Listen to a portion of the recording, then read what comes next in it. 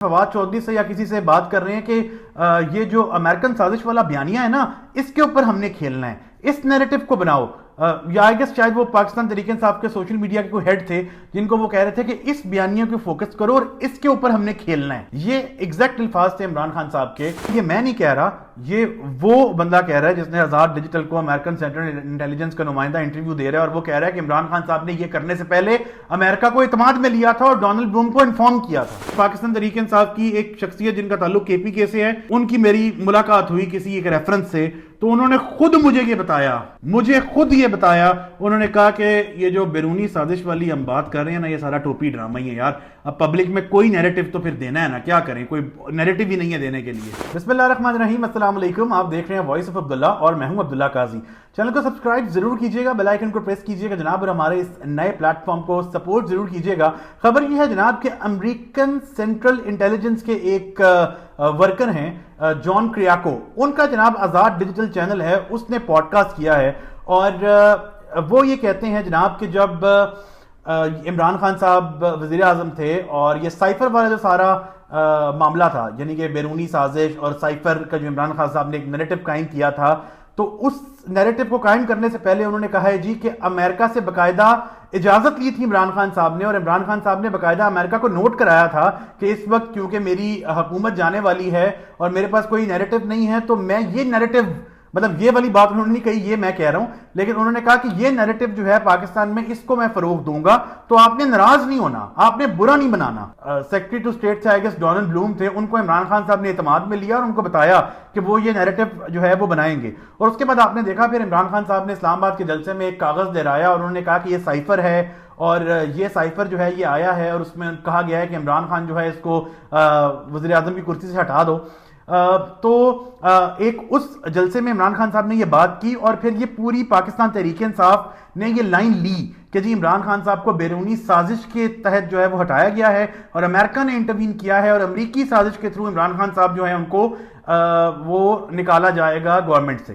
اب آپ کو یاد ہو یا نہ یاد ہو، اس وقت آپ کو یاد ہوگا اس کے کچھ دن بعد ایک آڈیو بھی لیک ہوئی تھی جس میں عمران خان صاحب جو ہیں وہ غالباً فواد چودھری سے یا کسی سے بات کر رہے ہیں کہ یہ جو امریکن سازش والا بیانیہ ہے نا، اس کے اوپر ہم نے کھیلنا ہے، اس نیریٹو کو بناؤ۔ یا آئی گیس شاید وہ پاکستان تحریک انصاف کے سوشل میڈیا کے کوئی ہیڈ تھے جن کو وہ کہہ رہے تھے کہ اس بیانیے کو فوکس کرو اور اس کے اوپر ہم نے کھیلنا ہے۔ یہ ایگزیکٹ الفاظ تھے عمران خان صاحب کے۔ اس نیریٹو کو جو ہے وہ پھر پبلک نے اس کو بائی کیا، کیونکہ پاکستان میں تو شروع سے ایک نیریٹو ہے جی جو کرا رہے ہیں امریکہ کرا رہے ہیں۔ تو عمران خان صاحب، میں نے آپ کو پہلے بھی بتایا تھا کہ وہ مینٹلی سمارٹ ہیں، ان کو پتہ ہے کہ کون سی بات میں نے کب کرنی ہے، اور میں نے اپنے جو میرا سپورٹر ہے اس کو کس طرح انگیج کرنا ہے۔ عمران خان صاحب نے، یہ میں نہیں کہہ رہا، یہ وہ بندہ کہہ رہا ہے جس نے آزاد ڈیجیٹل کو امریکن سینٹرل انٹیلیجنس کا نمائندہ انٹرویو دے رہا ہے، اور وہ کہہ رہا ہے کہ عمران خان صاحب نے یہ کرنے سے پہلے امریکہ کو اعتماد میں لیا تھا اور ڈونلڈ بروم کو انفارم کیا تھا۔ اگر ہم حقائق کی بات کریں تو دیکھیں، اس میں کوئی میرا خیال ہے کوئی شک نہیں ہے کہ عمران خان صاحب جو ہیں، ان کی حکومت جو پاکستان سے گئی یا پاکستان کے وزیر اعظم کی کرسی سے ان کو اتارا گیا، تو وہ اس وقت کے chief of the army staff general Qamar Javed Bajwa صاحب نے اتارا تھا۔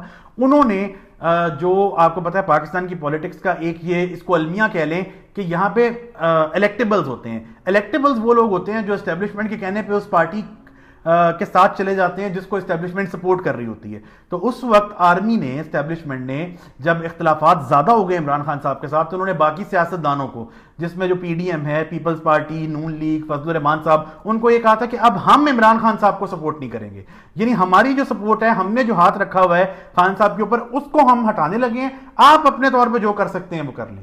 تو پھر یہ ہوا کہ وہ لوگ جو کہ اسٹیبلشمنٹ کے کہنے پہ عمران خان صاحب کو سپورٹ کر رہے تھے، انہوں نے سپورٹ چھوڑ دی، اور تحریک عدم اعتماد عمران خان کے یہ آئی۔ عمران خان صاحب تحریک عدم اعتماد کے نتیجے میں پاکستان کی وزیر اعظم کی کرسی سے اتر گئے، اور وہ سارا واقعہ وہ آپ لوگوں کو یاد ہوگا۔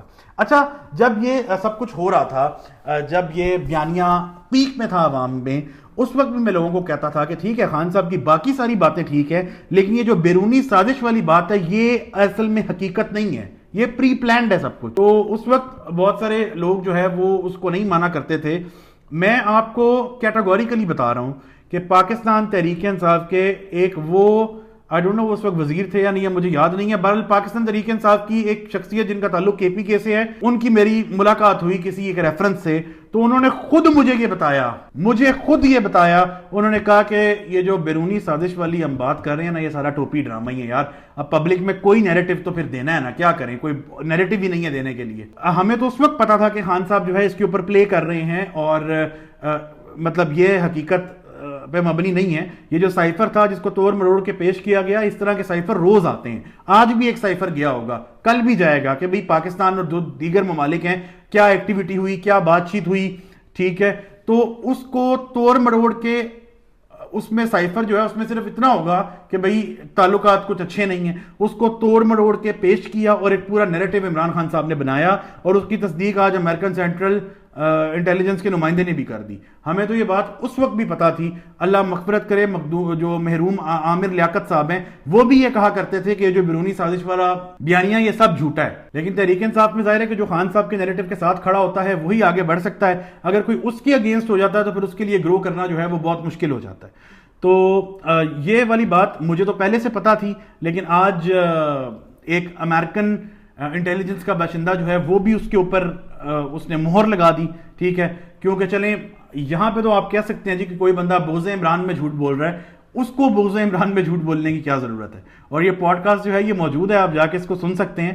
یہ بیسیکلی ایک چیز تھی، اور ہماری پبلک جو ہے وہ بیچاری بڑی معصوم ہے. پبلک کو باتوں میں لانا، پبلک کو مینیپولیٹ کرنا، اس کو وہ آئینہ دکھانا جس آئینے سے آپ چیزوں کو دیکھتے ہیں، یہ بہت آسان ہے. صرف آپ کی کمیونیکیشن سکل تھوڑی اچھی ہونی چاہیے، اور آپ بڑے آرام سے جو ہے وہ لوگوں کو چکما دے سکتے ہیں. ٹھیک ہے، تو یہ والی ایک چیز تھی جو مجھے لگا کہ آپ لوگوں کے ساتھ مجھے شیئر کرنی چاہیے. علیمہ بی بی کی بات کرتے ہیں جی. علیمہ بی بی کے ساتھ ایک افسوسناک واقعہ پیش آیا تھا. آپ کو یاد ہوگا کہ ایک انڈا ان کو مارا گیا تھا اور ہم نے اس کی مذمت کی تھی. ظاہر ہے ایک خاتون ہو، کسی بھی پارٹی کی ہو، کوئی بھی خاتون ہو، اس کی اس طرح سے تذلیل کرنا، اس کی کوئی گنجائش موجود نہیں ہے. علیمہ بی بی نے ریسنٹلی اڈیالہ جیل کے باہر جب وہ بات کری تھی تو انہوں نے بتایا کہ 50 لاکھ روپے کی وہ چادر بک گئی ہے ان کی، جس پہ ان کو انڈا مارا گیا تھا، اور وہ سارا پیسہ انہوں نے شوکت خانم جو ہے اس میں جمع کرا دیا ہے. میں یہ سمجھتا ہوں کہ اس طرح کی بات کر کے آپ شخصیت پرستی کی طرف لے کے جاتے ہیں کسی بھی پارٹی کے بندے کو. یعنی یہ بات کرنے کی جی کہ مجھے انڈا مارا گیا تھا تو وہ 50 لاکھ کی چادر بک گئی ہے، does it make any sense? آپ کے نزدیک شاید سینس بنتی ہو، آپ مجھ سے اختلاف کر سکتے ہیں. مجھے لگتا ہے کہ اس سے آپ شخصیت پرستی کو ہوا دیتے ہیں. سینسیبل بندہ کوئی بھی ہو تو وہ اس طرح کی بات کو کبھی بھی فروغ نہیں دے گا. باقی ٹھیک ہے، اگر وہ واقعی 50 لاکھ کی بکی ہے اور وہ پیسہ کینسر پیشنٹس کے لیے گیا ہے شوکت خانم میں، تو میں تو اس کی تعریف کروں گا، میں اس کو تنقید تو کبھی نہیں کر سکتا. بلکہ میں تو غصہ آتا ہے مجھے ان لوگوں پہ جو شوکت خانم کے میکنزم کے اوپر تنقید کرتے ہیں، کیونکہ میری بہن نے خود وہاں پہ سرو کیا ہوا ہے. شی از MBBS ڈاکٹر، RMC سے ماشاءاللہ گریجویٹ ہے. تو وہ وہاں کا جو سسٹم ہے وہ اتنا زبردست ہے کہ یہ جو دیگر اسپتال ہیں ان میں سے کوئی بھی اس سسٹم میں نہیں ہے. یعنی اگر آپ یہ بات یہاں پہ میں آپ کو بتا دوں کہ اگر آپ ڈیزرو کرتے ہیں اور آپ کا مریض جو ہے وہ کیوریبل ہے، اس کا کینسر کیور ہو سکتا ہے، تو آپ کو وہاں پہ مفت علاج ملتا ہے. ظاہر ہے کہ اس کا ایک پروسیجر ہے اور وہ دنیا میں ہر جگہ ہوتا ہے. ایسا نہیں ہوتا کہ آپ کہیں بھی جائیں اور لیٹ رہیں اور آپ کا فری علاج شروع ہو جائے. وہ پروسیجر ہے، اور اس پہ لوگ اس لیے تنقید کرتے ہیں کہ ان کا جو ایک موڈ ہے وہ یہ ہے کہ لیٹ سپوز ان کے پاس 2 بیڈ ہیں اور 3 پیشنٹ ہیں.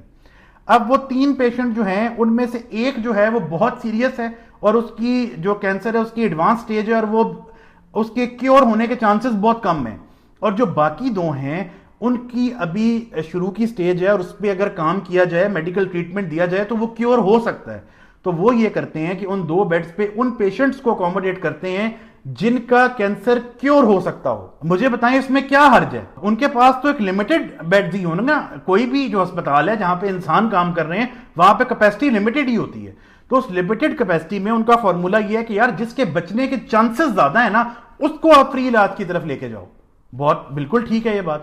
ہاں، جس کے بچنے کے چانسز کم ہیں وہ اگر خود اپنے طور پہ کروانا چاہے تو کروا لے، فری اس کا ہم نہیں کر سکتے. تو اس میں کیا حرج ہے؟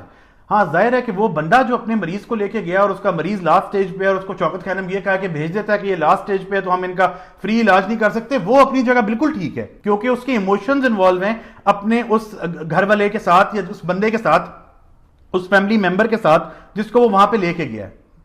لیکن آن پیپر اگر ہم دیکھیں تو یہ پالیسی بہت اچھی پالیسی ہے، اور اس سے بھی اچھی پالیسی یہ ہے کہ جن لوگوں کا علاج فری ہو رہا ہوتا ہے، جو ڈاکٹر آپ کو ٹریٹ کر رہا ہے اس کو نہیں پتا کہ آپ نے پیسے دیے ہیں یا نہیں دیے. وہ اکاؤنٹس ڈپارٹمنٹ کو پتا ہے کہ کس نے 10% پیمنٹ کی ہے, کس نے 20% کی ہے, کس نے 50% کی ہے, کس نے پوری کی ہے, کس نے نہیں کی ہے.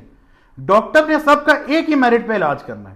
ورنہ پاکستان میں تو کام کرنے والوں کا انداز ایسا ہے کہ یہاں اگر پتا چل جائے کہ یار اس کا فری علاج ہے تو کہا جاتا ہے جی یہ تے مفت آئے گا تو بس انہوں سروں لاؤ یا انہوں مگروں لاؤ. تو ایسا انہوں نے سسٹم بنایا ہوا ہے کہ ڈاکٹر کا اس سے مطلب ہی نہیں ہے کہ جو علاج ہو رہا ہے وہ فری ہو رہا ہے یا پیسے دے کے ہو رہا ہے. ڈاکٹر کو اپنی تنخواہ سے اپنے پیسوں سے مطلب ہے, اس کو وہ ملنے چاہیے بس. اس کا کام ہے جو اس کے سامنے پیشنٹ آئے ایک پروسیجر فالو کرے, اس کا علاج کرے. اور میں اس عمران خان صاحب کے پروجیکٹ کی جتنی تعریف کروں وہ کم ہے. افسوس ہوتا ہے مجھے کہ بعض لوگ صرف اس لیے کہ میں عمران خان کی سیاسی جو ایک سٹرگل ہے اس سے ایگری نہیں کرتے. میں خود ان کے طرز سیاست سے میں اختلاف کرتا ہوں, لیکن جو بات ان کی اچھی ہے میں اس کو بیان کروں گا. آپ لوگ کس منہ سے یہ کہتے ہیں؟ آپ لوگوں کی وجہ سے تو ایک بندے کا بھی مفت علاج نہیں ہوا. جو باتیں کرتے ہیں بیٹھ کے ان کی وجہ سے چلیں 10 15 20 40 50 جتنے بھی ہیں, لیکن لوگ موجود ہیں کہ ان کے علاج فری ہوتے ہیں. پھر ان کا سسٹم اتنا اچھا ہے کہ جب آپ چلے جاتے ہیں تو شروع کے ڈیز میں وہ آپ کو کال کرتے ہیں کہ جی آپ کی میڈیسن کا یہ ٹائم تھا, آپ نے اپنی میڈیسن لے لی ہے. یہ مجھے ان لوگوں نے بتایا جن کا علاج ہوا ہے شوکت خانم میں, اور ظاہر ہے کہ وہ لوگ اوتھینٹک ہیں تو میں کیوں ان کی بات نہ مانوں اور میں کیوں تعریف نہ کروں عمران خان صاحب کی. تو بہرحال یہاں پہ ان کی تعریف بنتی تھی تو ہم نے کی ہے, اور آگے بھی جس سیاسی لیڈر کی تعریف بنتی ہوگی ہم تعریف کریں گے, اور جس معاملے میں تنقید بنتی ہوگی ہم تنقید کریں گے. ہمارا موٹیو یہ ہے کہ ہم نیوٹرل اوپینین آپ کو دیں.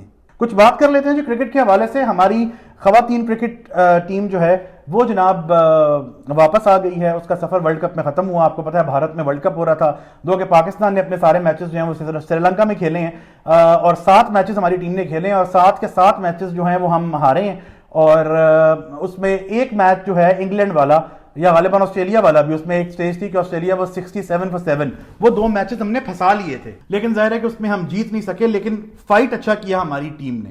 اب میں دیکھ رہا تھا کہ بہت سارے لوگ نا مذاق اڑا رہے ہیں کہ یہ تو وہاں پہ شاپنگ کرنے گئی تھیں اور یہ اور وہ. یار دیکھیں پاکستان کا جو کلچر ہے, کتنے % لوگ اپنی بچیوں کو الاؤ کرتے ہیں کہ وہ اس طرح جا کے گراؤنڈز میں کرکٹ کھیلیں؟ کیونکہ یہ دماغ بند ہے نا, بیسیکلی دماغ بند ہیں. یہاں کوئی اب شاید لوگوں میں تھوڑی اویئرنیس آ رہی ہے, ورنہ مذہب کے نام پہ اسلام میں تو یہاں پہ مطلب ہی یہ بنایا گیا کہ عورت کو قید کر دو, بس مرد جو مرضی کرتا پھرے, چھڑوں کے لیے سب معافی ہے. تو خیر اب کوئی بھی ہمارے ہاں تو یہ کلچر ہی نہیں ہے کہ عورت کو آپ گراؤنڈ بھیجیں اور اس کی گراؤنڈ کے لحاظ سے گرومنگ ہو, اور پھر گرومنگ ہو اور وہ پھر ایک اچھی پلیئر اگر اس میں ٹیلنٹ ہے تو وہ پراپر ٹریننگ لے جس طرح مرد لیتے ہیں, اور پھر اس پروسیس کے بعد وہ ٹیم میں جائے. تو جب وہ بیچاری اس پروسیس سے ہی نہیں گزرتی کوئی, اور اجازت ہی نہیں دی جاتی کہ جن بچیوں میں ٹیلنٹ ہے وہ آ کے آگے لڑکیاں کرکٹ کھیلیں, تو پھر جو لوگ الاؤ کرتے ہیں اس میں سے بھی جو بیسٹ اویلیبل 11 12 15 بندے ہیں وہ آپ کے ملک نے لے کے جانے ہیں, وہ آپ کے ملک کو ریپرزینٹ کرتے ہیں. اس ایکسٹریمسٹ کلچر میں سمجھتا ہوں کہ وہ وہاں پہ گئی ہیں, انہوں نے پاکستان کو ریپرزینٹ کیا ہے, انہوں نے پوری فائٹ کی ہے. 2 میچز ہم جیتنے لگے تھے, جیتے ہار گئے, کوئی بات نہیں, لیکن میں سلوٹ پیش کرتا ہوں جی پاکستان کرکٹ ٹیم کو, ان پیرنٹس کو جنہوں نے اپنی بیٹیوں پہ اعتبار کیا اور ان کو بھیجا, اور ان لڑکیوں کو بھی جنہوں نے پاکستان کو ریپرزینٹ کیا. لیکن پاکستان کو اللہ نے عزت دی ہے الحمدللہ, انڈیا کے نصیب میں عزت نہیں آ رہی. انہوں نے ذلیل ہی ہونا ہے ہر جگہ. کچھ کرکٹر ہیں جناب, ان کا کھانا تھا, ایک عشائیہ دیا جا رہا تھا, اور وہ کھانے کے ٹیبل میں وہاں پہ چوہا آ گیا. اچھا اب آپ کو پتہ ہے انڈیا پاکستان میں تو ایک عام سی بات ہے کہ وہاں پہ چوہا آ جائے نا, یا یہ مطلب اس طرح ہو جاتا ہے, ہمارے ملکوں میں ایسے ہو جایا کرتا ہے.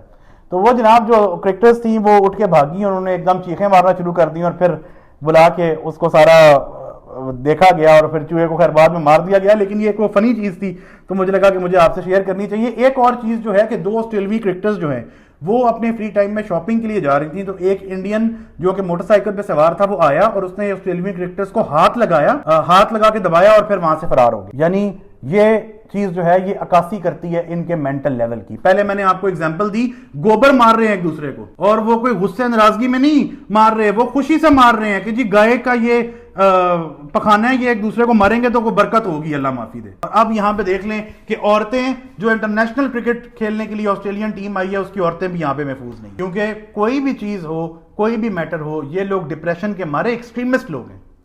مذہب پہ بھی آپ کو ایکسٹریم پہ نظر آئیں گے. اس نے اپنے اس دباؤ میں آ کے اس نے کہا چلو میں آسٹریلوی عورت کو تو ہاتھ لگاؤں نا, کیونکہ تربیت نہیں ہے. بہرحال بعد میں پولیس نے اس کو گرفتار کر لیا اور اچھی خاصی چھتر پریڈ ہوئی ہے. جس طرح آپ کو پتا ہے پاکستان کی جو پولیس ہے, پنجاب کی تو خاص طور پہ بہت مشہور ہے, اور انڈیا کی وہ ایک ہی کلچر ہے پولیس کا ہمارا, تو لتر پریڈ اس کی کافی ہوئی ہے. یہ اب تک کی اپڈیٹس تھیں جی, میں نے کہا میں آپ سے شیئر کروں, فی الوقت نہیں. بہت شکریہ.